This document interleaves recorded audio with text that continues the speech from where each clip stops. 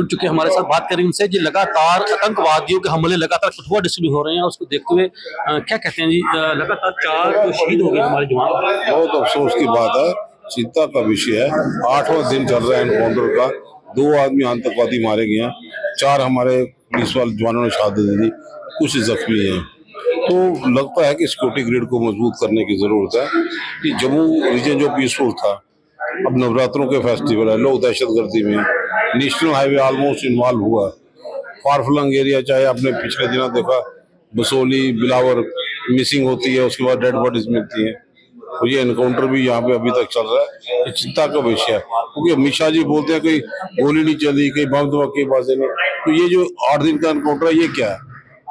देश के लोगों को गुमराह करते हैं। और हमें लगता है कि अमित शाह जी चुप्पी तोड़े, तो फौरी तौर पे उनको कुछ दिल्ली से किसी टीम हो। केंद्र सरकार के अब हाथ तो बंधे नहीं हुए कहीं से भी, ना सरकार से ना ही केंद्र सरकार से। क्या कारण है कि अभी भी गवर्नमेंट को एक्शन दिखाना चाहिए, एक्शन नहीं दिखा रहे।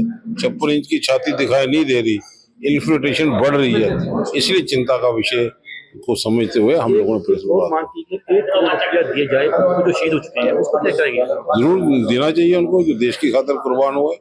तो वो हम तो मांग करते रहेंगे ताकि परिवार वालों का गुजारा अच्छा हो सके। और किस तरह देखते हैं केंद्र की सुरक्षा को लेकर आप? जब केंद्र फेल होगी, हर फ्रंट में फेल होगी।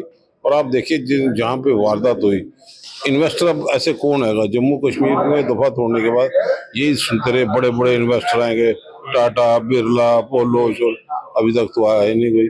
तो ऐसे हालात होंगे तो कौन आएगा इन्वेस्ट करने के लिए? इसलिए जो स्टेटस है उस पर भी केंद्र सरकार कहीं ना कहीं फेल हुई है, हर लिहाज से फेल होकर आएगी।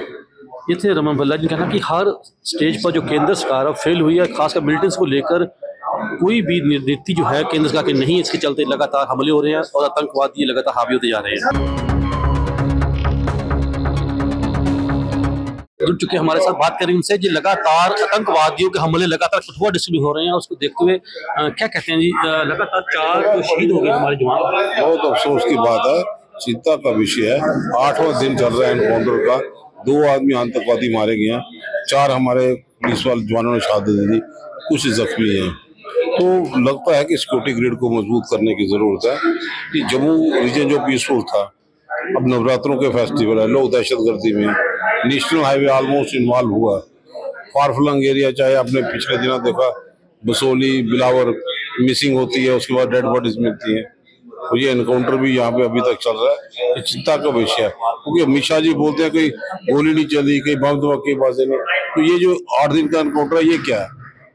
देश के लोगों को गुमराह करते हैं। और हमें लगता है कि अमित शाह जी चुप्पी तोड़े, तो फौरी तौर पे उनको कुछ दिल्ली से किसी टीम हो। केंद्र सरकार के अब हाथ तो बंधे नहीं हुए कहीं से भी, ना सरकार से ना ही केंद्र सरकार से। क्या कारण है कि अभी भी गवर्नमेंट को एक्शन दिखाना चाहिए, एक्शन नहीं दिखा रहे।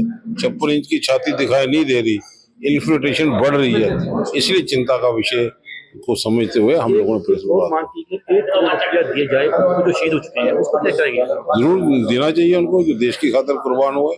तो वो हम तो मांग करते रहेंगे ताकि परिवार वालों का गुजारा अच्छा हो सके। और किस तरह देखते हैं केंद्र की सुरक्षा को लेकर आप? जब केंद्र फेल होगी, हर फ्रंट में फेल होगी। और आप देखिए जहाँ पे वारदात हुई, इन्वेस्टर अब ऐसे कौन है जम्मू कश्मीर में दफा तोड़ने के बाद? यही सुनते रहे बड़े बड़े इन्वेस्टर आएंगे, टाटा, बिरला, पोलो, अभी तक तो आया ही नहीं कोई। तो ऐसे हालात होंगे तो कौन आएगा इन्वेस्ट करने के लिए? इसलिए जो स्टेटस है उस पर भी केंद्र सरकार कहीं ना कहीं फेल हुई है, हर लिहाज से फेल होकर आएगी। ये थे रमन भल्ला जी ने कहना कि हर स्टेज पर जो केंद्र सरकार फेल हुई है, खासकर मिलिटेंट्स को लेकर कोई भी नीति जो है केंद्र सरकार की नहीं, इसके चलते लगातार हमले हो रहे हैं और आतंकवादी लगातार हावी होते जा रहे हैं।